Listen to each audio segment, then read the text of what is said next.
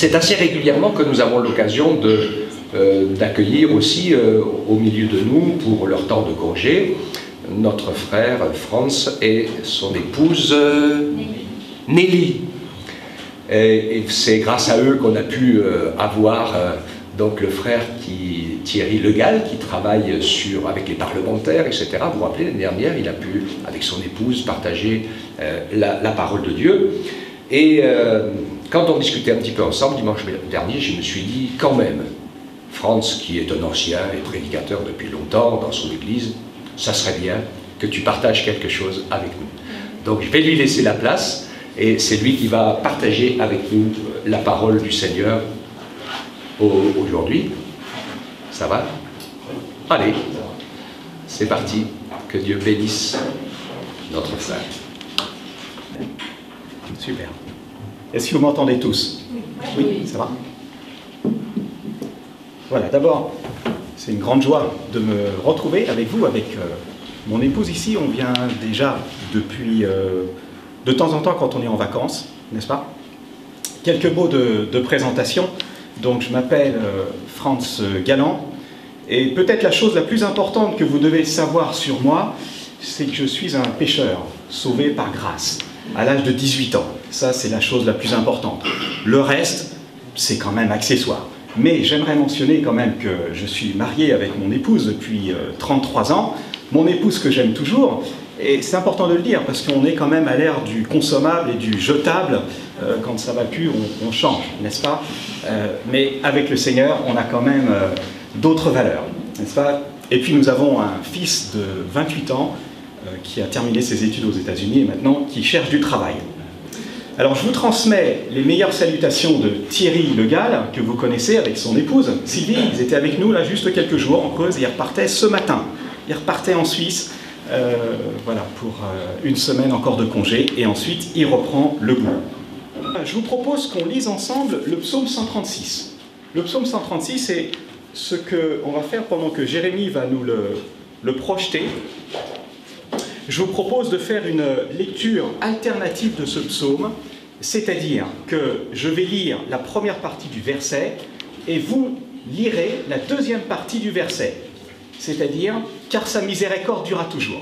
C'est assez facile, n'est-ce pas? Vous n'allez pas à vous tromper. Alors, selon les versions, vous pouvez avoir miséricorde ou alors bienveillance, fidélité, amour, bonté. On va voir pourquoi il y a cette différence au niveau des différentes traductions, n'est-ce pas? Mais je vous propose simplement de faire cette lecture du psaume 136 dans la version Nouvelle Édition de Genève 79.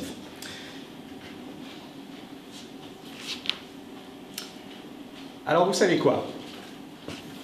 Nous croyons que ce livre est entièrement inspiré.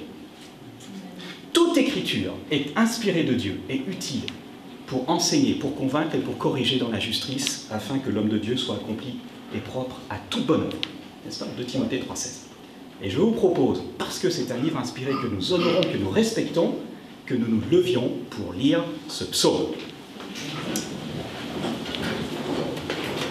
Et ne vous inquiétez pas, vous pourrez vous asseoir après. Alors, je commence. Louez l'Éternel, car il est bon. À vous. Louez le Dieu des dieux. Louez le Seigneur des seigneurs. Celui qui seul fait de grands prodiges. Celui qui a fait les cieux avec intelligence. Celui qui a étendu la terre sur les eaux. Celui qui a fait les grands luminaires. Le soleil pour présider au jour. La lune et les étoiles pour présider à la nuit. Celui qui frappa les Égyptiens dans leur premier-né et fit sortir Israël du milieu d'eux. À main forte et à bras étendus. Celui qui coupa en deux la mer Rouge, qui fit passer Israël au milieu d'elle, et précipita Pharaon et son armée dans la mer Rouge. Celui qui conduisit son peuple dans le désert, Celui qui frappa de grands rois, qui tua des rois puissants, Sion, roi des Amoréens, et Og, roi de Basan, et donna leur pays en héritage. En héritage à Israël, son serviteur, celui qui se souvint de nous quand nous étions humiliés, et nous délivra de nos oppresseurs. Celui qui donne la nourriture à toute chair. Louez le Dieu des cieux. Merci pour votre aide, vous pouvez vous asseoir. Il y a de fortes chances pour que ce psaume, à l'époque, ait un caractère liturgique. C'est-à-dire qu'il était destiné à la lecture dans un culte public, et les exégètes s'accordent à penser qu'il a été composé très certainement au retour de la captivité d'Israël. Le chef de chœur des Lévites récitait ce psaume, tel que je l'ai fait, et le chœur ou l'assemblée répondait par « Sa miséricorde durera toujours », n'est-ce pas? Et avec ce psaume, ce que j'aimerais faire ce matin, c'est rester vraiment simple. Nous ne sommes pas des grands théologiens, et je ne le suis pas. J'aimerais simplement faire 3 commentaires et 4 applications sur ce psaume. Le premier commentaire est en relation avec les répétitions significatives que nous avons dans ce psaume. Si vous n'avez pas été trop attentifs, mes amis, à la lecture de ce psaume, il y a au moins une chose à laquelle vous n'avez pas passé à côté. C'est quoi? Amen. Vous êtes. Merci. Mais oui, sa miséricorde durera toujours, c'est évident. N'est-ce pas?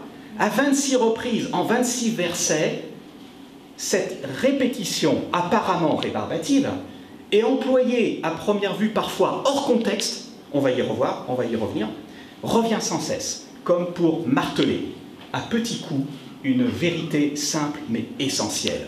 La miséricorde de Dieu dure à toujours. Rappelez-vous ça, mes amis. Et s'il y a une seule chose que j'aimerais que vous reteniez de mon message, c'est ça. En Creuse, il y a beaucoup de chênes. Et n'est-ce pas? Des arbres. Excusez-moi. Merci, Michel. Des arbres, des chênes, du bois. Et si vous voulez enfoncer un clou, oui, ça se passe. Vous enfoncez un clou dans un chêne noueux, eh bien vous n'avez pas intérêt à prendre un marteau et y coller un grand coup. Sinon, la pointe ou le clou, vous le mettez à genoux, tout de suite, sans problème. Non, ce qu'il faut faire, c'est taper à répétition, et puis assez longtemps pour que le clou s'enfonce doucement, mais pas trop fort, parce que sinon, le clou ne tire pas. Et vous voyez, mes amis, c'est exactement ce que le Seigneur fait, étant inspirateur de ce psaume, parce que c'est le Saint-Esprit qui a, n'est-ce pas, inspiré ce psaume. Il martèle à répétition une petite vérité essentielle. Sa miséricorde dure à toujours. Et n'est-ce pas ce que l'apôtre Paul dira dans Philippiens chapitre 3, verset 1 ? « Je ne me lasse pas de vous écrire les mêmes choses, dira l'apôtre Paul, parce que pour vous, cela est salutaire. » C'est salutaire, mes amis, que nous entendions toujours les mêmes choses. Et j'aimerais juste faire une petite parenthèse. Peut-être pour certains d'entre nous, la lecture de la parole de Dieu est un petit peu fastidieuse. Ah, c'est toujours les mêmes choses, j'ai déjà lu, etc. Non, mes amis, n'arrêtez pas de lire la parole de Dieu. N'arrêtez pas. Pourquoi ? Mais parce que vous vous exposez vous-même à ce que le Seigneur a inspiré, et par petites touches, la vérité entre en nous. Et la vérité nous affranchira, dit le Seigneur Jésus. N'est-ce pas ? Nous connaîtrons la vérité, et la vérité nous affranchira. Je suggère 2 autres raisons pour lesquelles ces répétitions sont significatives. Alors bien sûr, on peut invoquer, et les exégètes l'invoquent, les théologiens, en disant que c'est un procédé littéraire, c'est-à-dire une manière de s'exprimer, ils appellent ça une figure de rhétorique, mais voilà, c'est une manière de s'exprimer. La répétition fait partie du style littéraire aussi hébraïque. Et nous sommes d'accord, on ne va pas contester ça. Mais je pense personnellement qu'au-delà de cette explication, le Saint-Esprit a voulu communiquer quelque chose de spécial au travers de ces répétitions. C'est le fardeau de Dieu. Dieu a un fardeau à communiquer. Et ce fardeau, c'est « ma miséricorde dure tout le temps ». Ne lâchez pas indépendamment de ce qui se passe. La miséricorde de Dieu durera toujours. C'est le fardeau de Dieu qui nous exprime, n'est-ce pas, dans ce psaume. J'aimerais mentionner une deuxième explication en relation avec ces 26 répétitions.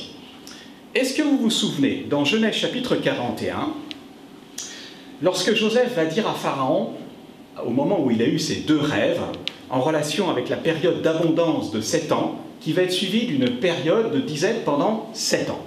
Et le rêve se répète sous différentes images. Deux fois, Joseph reçoit ce rêve et le transmet donc à Pharaon.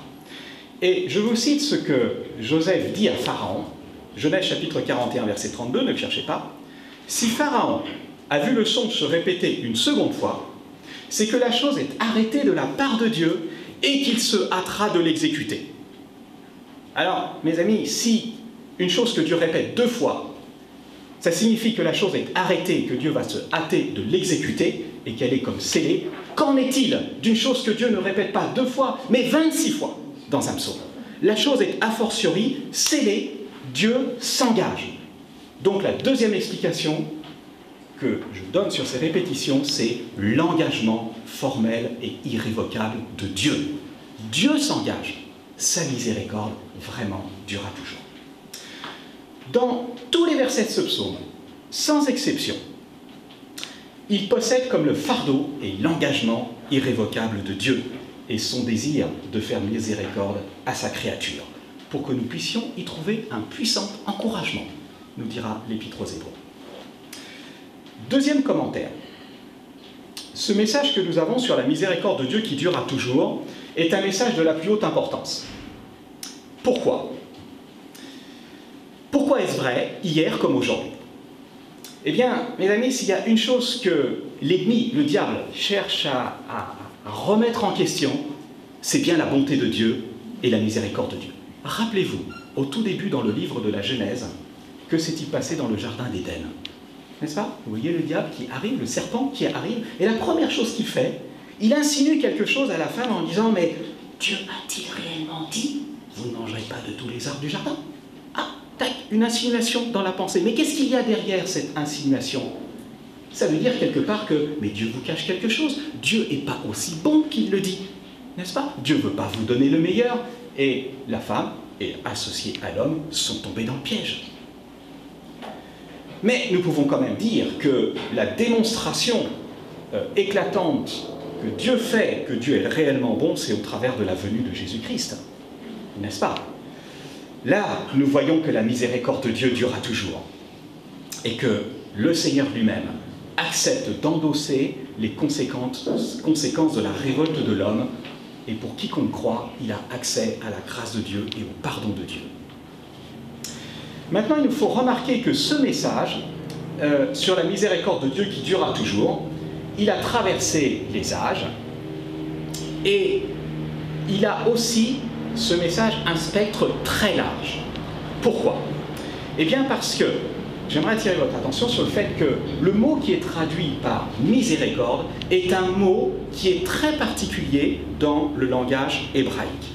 Et ce mot, c'est le mot chesed, H-E-S-E-D. Et qui est traduit par miséricorde, mais qui en fait échappe à toute traduction. Son spectre, ce qu'on appelle le spectre sémantique, c'est-à-dire la possibilité de traduction, il est très large. Et il recouvre de nombreux attributs précieux de Dieu. Il apparaît 245 fois dans l'Ancien Testament, et je vous donne 3 significations de base. 3 significations de base, elles sont toutes incluses dans ce mot. Premièrement, force, fermeté, ténacité. Deuxièmement, constance, patience, attachement, fidélité, loyauté. Troisièmement, amour, incluant la bonté, la bienveillance, la compassion, la grâce, la miséricorde. Est-ce que vous vous rendez compte tout ce que signifie, en un seul mot, toutes ces qualités de Dieu? Et il faut reconnaître, et il faut le savoir que lorsque le peuple juif, les Israélites, parlaient de la recette de Dieu, ils avaient tout dit sur Dieu. tout dit sur Dieu. Et c'est ce qui explique que vous avez différentes traductions, selon que le traducteur penche vers un sens ou un autre. Mais en réalité, la miséricorde de Dieu qui durera toujours, il faudrait traduire, c'est quoi? C'est l'amour ferme, fidèle, loyal, constant, patient de Dieu, exprimé dans sa miséricorde, sa bienveillance, sa compassion et sa grâce envers les hommes. Il faudrait dire tout ça pour inclure tout ce que Dieu veut dire au travers de la miséricorde de Dieu qui durera toujours. Il y a 4 conséquences, mes amis, sur le fait que la miséricorde de Dieu durera toujours. Je vous en cite 4, pour y en avoir plus évidemment. La première, c'est que nous avons l'assurance de son pardon.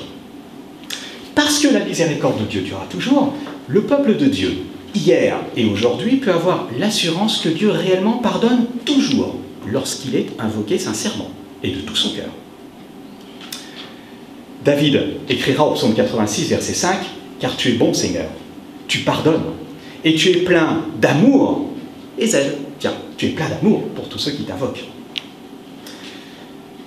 Peut-être qu'il y en a parmi nous qui ne sont pas sûrs d'avoir reçu le pardon de Dieu.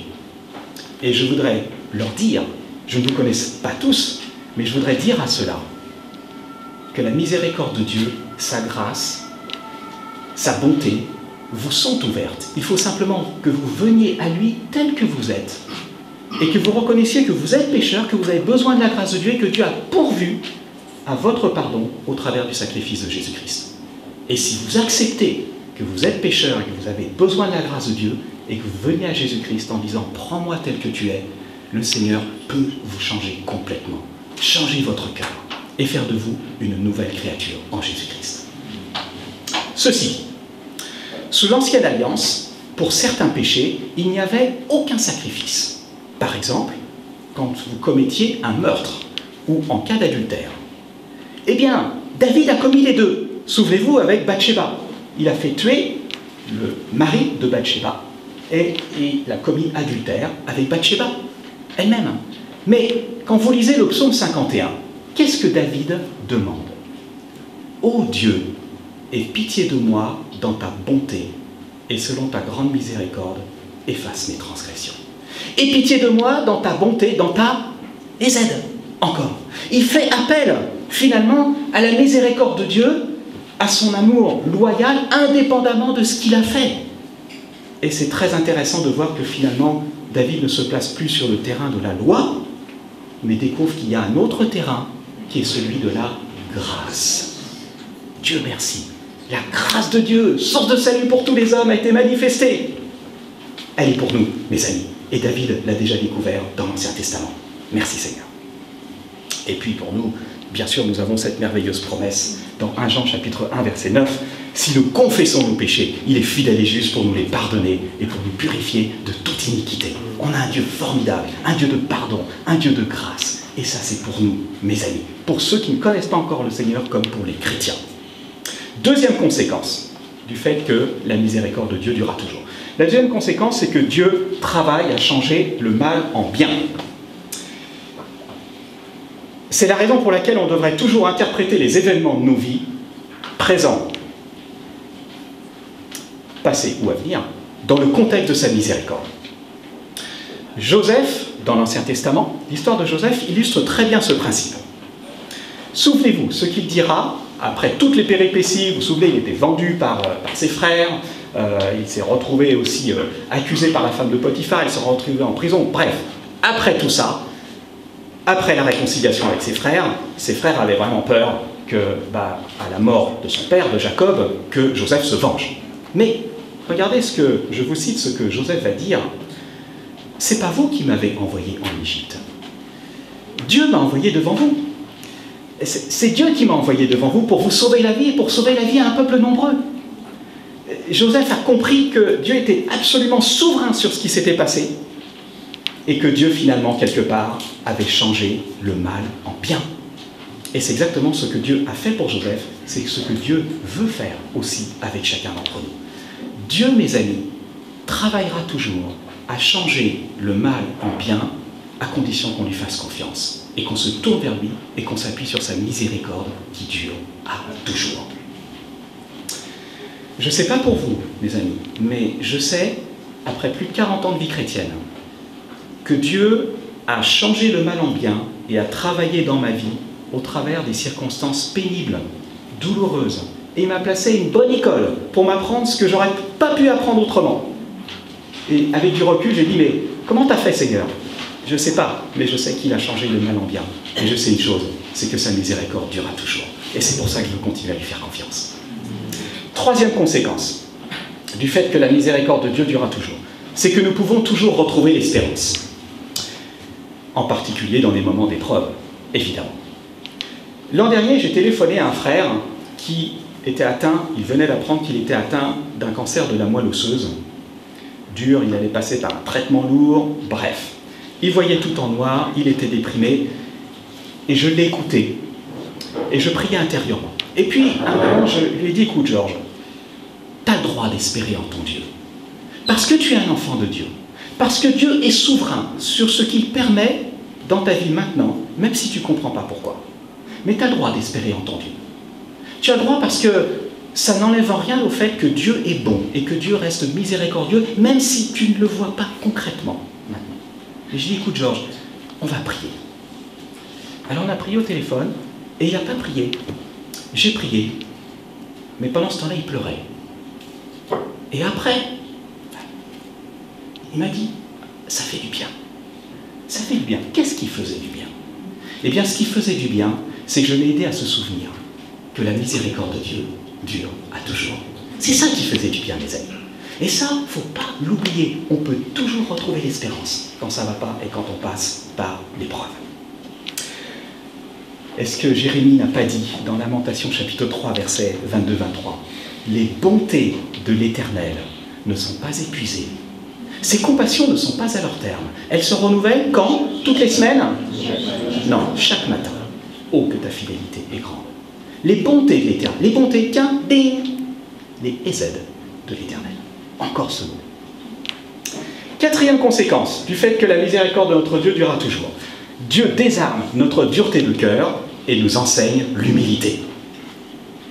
Alors, s'il le voulait, Dieu, bien sûr, étant tout-puissant, il pourrait nous faire une piqûre d'humilité. Ça y est, il est humble. Non, mais pourquoi est-ce que Dieu ne fait pas ça? Pourquoi est-ce que Dieu ne fait pas ça? Parce qu'on n'est pas des robots et parce qu'on est écrit à l'image de Dieu. Et nous avons un libre arbitre, nous avons la possibilité de choisir pour Dieu ou alors de lui dire non et de tourner notre dos à Dieu. Non, il ne fait pas ça. Mais par contre, ce qu'il cherche à faire, c'est nous gagner par son amour. Souvenez-vous, ce principe est illustré de bien des manières. Je vous cite juste un seul exemple. Dans Genèse chapitre 32, toute l'histoire de Jacob, le roublard, le trompeur, le supplanteur, qui voulait obtenir la bénédiction par tous les moyens et de manière extrêmement charnelle, on peut le dire, évidemment. Mais, après avoir passé 20 ans chez son oncle Laban, à travailler dur, alors que son oncle, il l'a plus qu'exploité, si on peut dire, quand Jacob revient dans le pays de la promesse de Canaan, surtout pour aller rencontrer son frère furieux, ou il pensait qu'il était furieux, en tout cas, que dira-t-il? Dans Genèse chapitre 32, verset 10. « Je suis trop petit pour toutes les grâces et pour toute la fidélité dont tu as usé envers ton serviteur. Je suis trop petit, n'est-ce pas, pour toutes les grâces, pour toutes les Hésed, toutes les Hésed que Jacob a découvert finalement au travers de cette dure école dans laquelle Dieu l'avait placé. Là encore, la bonté de Dieu qui était là, n'est-ce pas? Si Jacob a appris au moins une chose, c'est l'humilité. Et il avait besoin de l'apprendre. Dieu l'a placé à une école sévère. Mais la leçon a été apprise, au moins en grande partie, dirons-nous.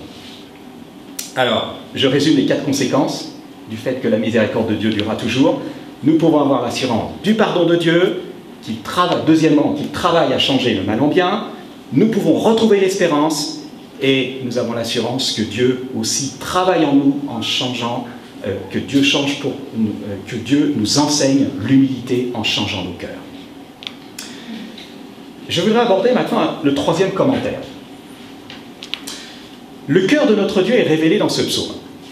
Regardez comment la miséricorde de Dieu, la Hésed de Dieu, est au centre et au cœur de tout ce psaume. Pourquoi? Parce que, quand vous avez la miséricorde de Dieu durera toujours, c'est précédé par un petit car. Donc le quart introduit la raison. Et la raison, c'est quoi? Eh bien, la miséricorde de Dieu est la raison d'être de la création, versets 5 à 9. La raison d'être de toute l'histoire du peuple d'Israël depuis sa sortie d'Égypte jusqu'à son introduction dans le pays de la promesse. Y compris, et nous allons y revenir, la raison d'être des jugements de Dieu sur les Égyptiens et sur les rois de Canaan. On y reviendra. Et la raison de sa générosité, verset 25.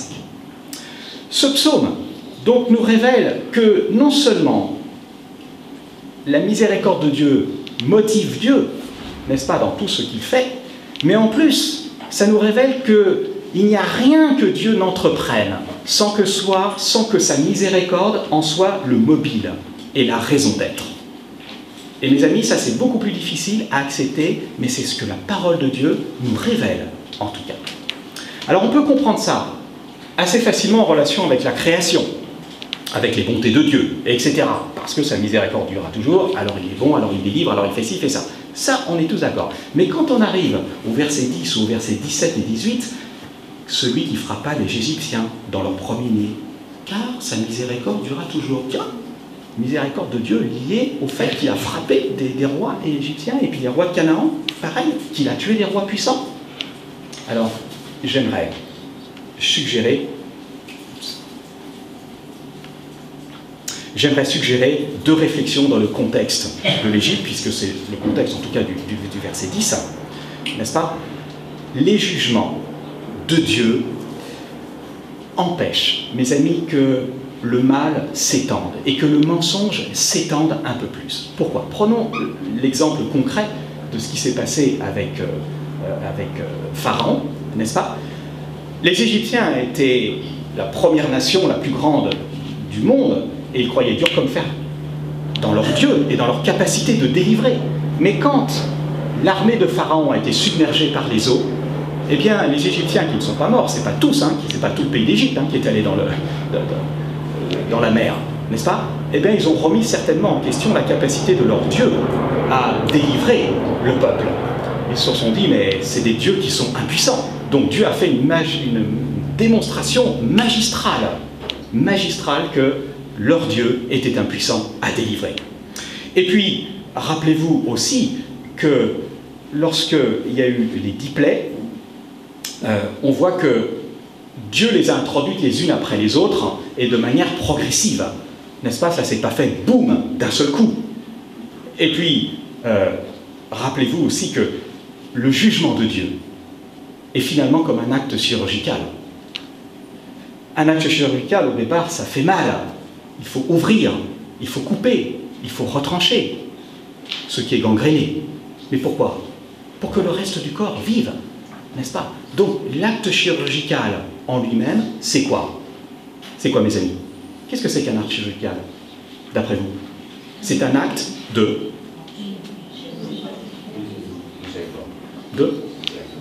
miséricorde, oui, dans un sens, de salut. C'est une manière de... Voilà, sinon c'est la mort. Si on n'intervient pas, si on ne fait pas l'opération, mais tu choisis, tu restes avec ton truc, mais quelques jours, quelques semaines après, t'es mort. Ça reste un acte de bonté, l'acte chirurgical. Mais le jugement, mes amis, quelque part de la part de Dieu, est aussi un acte de bonté. Ne l'oublions pas. Et ensuite, la miséricorde de Dieu est aussi visible dans un environnement de jugement de sa part, parce que Dieu manifeste sa lenteur à la colère. Nous l'avons dit.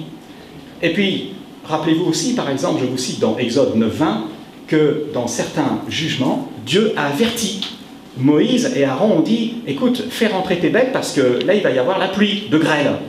Il y en a qui ont écouté, il y en a d'autres qui n'ont pas écouté. Ceux qui ont été écoutés, les troupeaux et les personnes ont été épargnés. Tout ça, ça fait partie de la bonté de Dieu.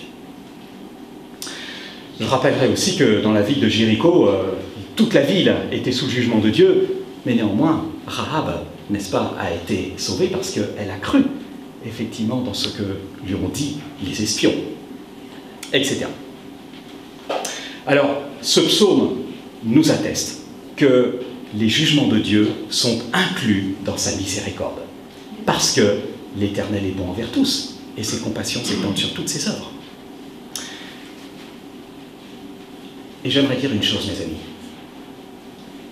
Qui sommes-nous pour dire, qui que nous soyons, que nous ne sommes pas inclus dans cette miséricorde? qui sommes-nous? Nous n'avons pas le droit de le dire. Ou si nous le disons, nous disons autre chose que ce que l'Écriture révèle. C'est important, mes amis, de se souvenir que nous sommes environnés de la grâce de Dieu, de sa miséricorde, en tant que chrétiens, en tant que croyants. Et si nous ne sommes pas croyants, nous pouvons nous inclure dans ce cadre de la miséricorde et de la bonté de Dieu. J'aimerais maintenant terminer en passant à 4 applications pour nous. Première application. Je ne suis ni meilleur que les autres, ni plus malin que les autres. Je sais une chose, c'est que j'ai besoin de chaque jour de la miséricorde de Dieu. Chaque jour, mes amis. Pas toutes les semaines, pas tous les dimanches quand je vis en culte. Chaque jour, j'ai besoin sur ma vie de la grâce et de la miséricorde de Dieu. Alors, pour nous souvenir et pour nous aider à nous souvenir que nous en avons besoin, eh bien, je crois que c'est important que nous cultivions de manière intentionnelle et quotidienne la reconnaissance et le désir de nous approcher de Dieu chaque jour, d'avoir un temps avec le Seigneur. Parce que la miséricorde de Dieu durera toujours, alors chaque jour nous devrions avoir des rendez-vous avec Dieu pour nous approcher de lui, tout simplement. Lui apporter aussi notre reconnaissance, notre joie de lui appartenir, mais aussi nos problèmes, nos soucis, nos fardeaux, lui parler comme à un ami, parce qu'il est un ami. Vous vous souvenez ce que Daniel faisait 3 fois par jour dans son emploi du temps chargé? Que faisait-il? Vous le savez? Que faisait-il, les amis? 3 fois par jour? Il priait. Il priait. Ça, c'est incroyable. Mais la chose la plus importante, c'est pas tellement qu'il priait 3 fois par jour. La chose la plus importante, c'est que quand il a appris le décret que tous ceux qui adoraient un autre dieu que Darius allaient être jetés dans la fosse aux lions. Et là, que faisait-il? Il a plié ses gaules, il est parti, il a dit, oh, ça va chauffer pour moi. Non. Il a persévéré, il a continué, et il continuait à prier. Même s'il s'est fait surprendre par un mec qui voulait sa peau. N'est-ce pas? Il priait, il adorait son Dieu, c'était son rythme de vie. C'est un bon exemple pour nous, mes amis, pour entretenir la reconnaissance. Deuxième application. Parce que la miséricorde de Dieu durera toujours, alors on ne devrait jamais désespérer, jamais au grand jamais. Et spécialement quand on est confronté à notre péché ou au péché des autres, et qu'on moissonne ou que les autres moissonnent ce qu'ils ont fait. On ne devrait jamais désespérer, mes amis. On a parlé de David, qui avait toutes les raisons de désespérer. Il ne l'a pas fait, il s'est appuyé sur la miséricorde de Dieu, la Ézède de Dieu. Je pense aussi au roi Manassé, dans 2 Rois 21. Je vous ai dit que c'était un roi terrible. Il a commis des abominations pires que tous ceux qui étaient avant lui et tout ce qu'avaient fait les Amoréens. Donc franchement, c'était du XXL en termes de péché. Alors il nous est dit que les rois d'Assyrie sont venus, ils ont emmené Manassé, ils l'ont mis dans les fers, ils l'ont lié, et puis ils l'ont emmené à Babylone. Mais nous lisons dans la suite du passage que Manassé, dans la détresse, il a imploré l'Éternel. Et il s'humiliait profondément devant le Dieu de ses pères, nous est-il dit. Et il adressa des prières à l'Éternel. Et il nous est dit une chose incroyable, ces petits mots que j'ai soulignés dans ma Bible, l'Éternel se laissant fléchir, ramena Manassé dans son pays. Et Manassé reconnut que l'Éternel est Dieu. Mes amis, pourquoi est-ce que l'Éternel s'est laissé fléchir à ce moment-là? Pourquoi? Amen. Parce que sa miséricorde durera toujours. Dieu ne se renie pas lui-même. Ça fait partie de son caractère. S'il voit sa créature s'humilier, indépendamment de ce qu'elle a fait, Dieu retire ce jugement et Dieu restaure dans sa grâce. Les criminels crucifiés à droite et à gauche du Seigneur avaient toutes les raisons, n'est-ce pas, de désespérer. Mais vous vous souvenez qu'il y en a un qui s'est tourné vers le Seigneur et qui a dit « Souviens-toi de moi quand tu seras dans le paradis ». Et le Seigneur ne lui a pas dit « Écoute, tu moissonnes ce que tu as semé, hein, mon pote, tant pis pour... » Non, non. Il lui a répondu « Aujourd'hui, tu seras avec moi dans le paradis ». C'est une réponse incroyable, incroyable, incroyable. Mes amis, pourquoi est-ce que le Seigneur dit cela à ce criminel qui demande de l'aide finalement à Jésus? Parce que sa miséricorde durera toujours.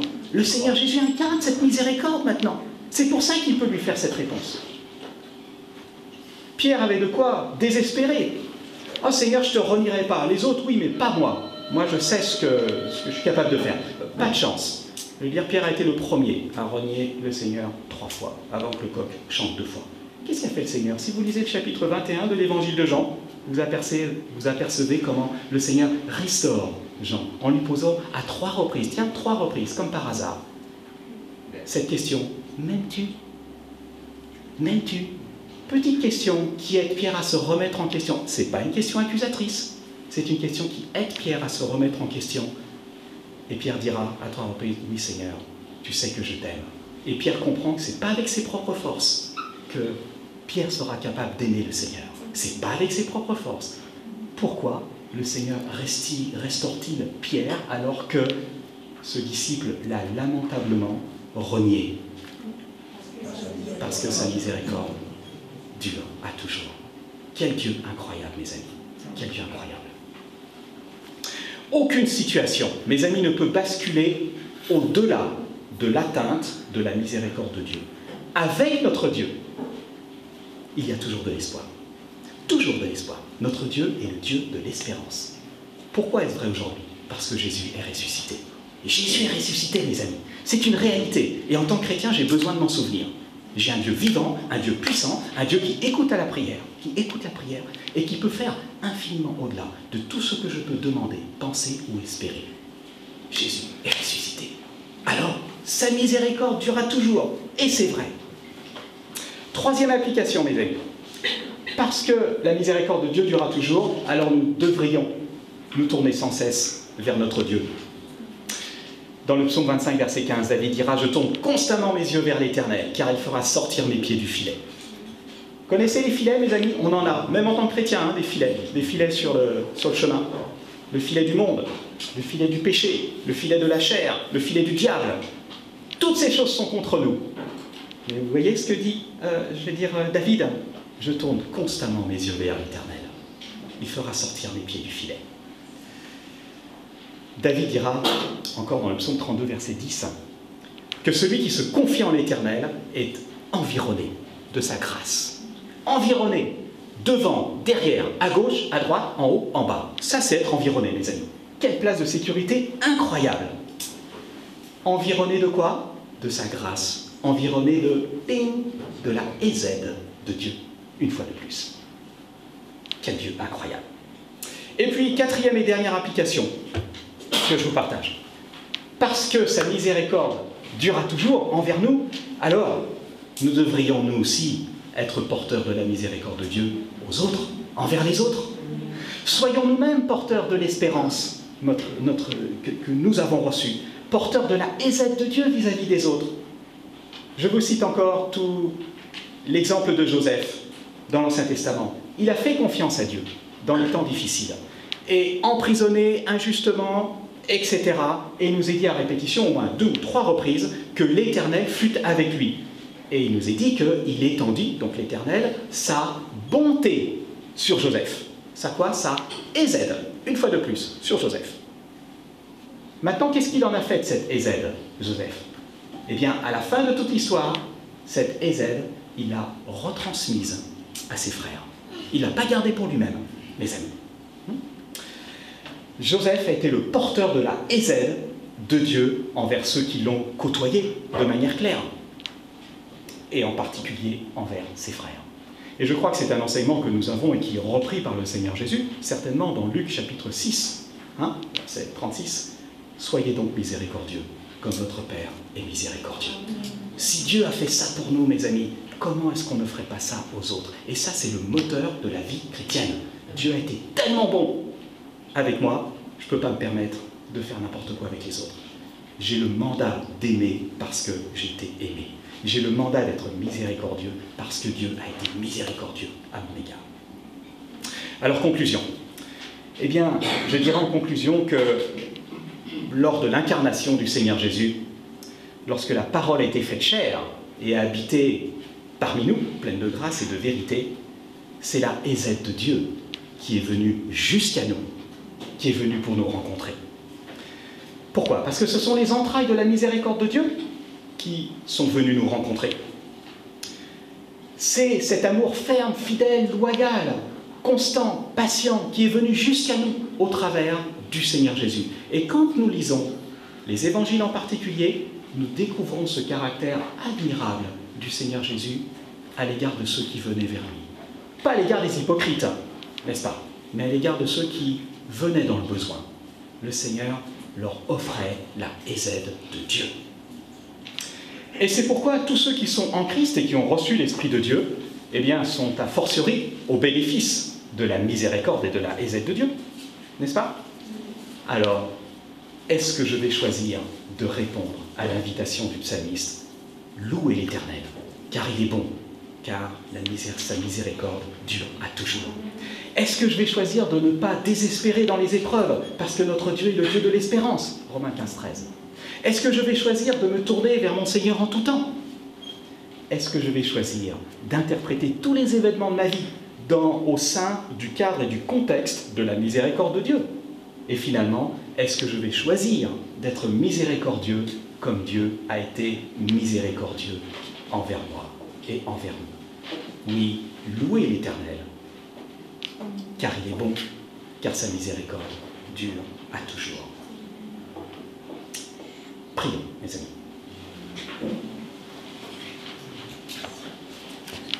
Je vous propose qu'on se lève pour prier.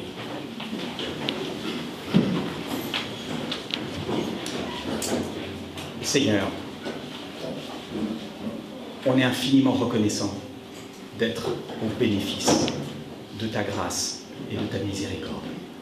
Merci de ce que tu nous as prouvé ton amour en ce que lorsque nous étions encore des pécheurs, Christ est mort pour nous. Merci pour les fleuves et les torrents de la hésède de Dieu qui se sont déversés et qui ont atteint notre race humaine et qui nous atteignent. Merci de ce que nous pouvons être au bénéfice de ta grande générosité. Nous t'apportons nos cœurs, t'apportons nos vies, nous te disons, aide-nous à vivre, Seigneur, dans cette miséricorde et à savoir la restituer à tous ceux qui nous entourent. Aide-nous à être sel et lumière là où tu nous as placés. Tu es un grand Dieu, nous te louons et nous te bénissons de tout notre cœur. Et c'est au nom de Jésus que nous prions. Amen. Amen. Vous pouvez vous asseoir. Merci pour votre écoute, les amis.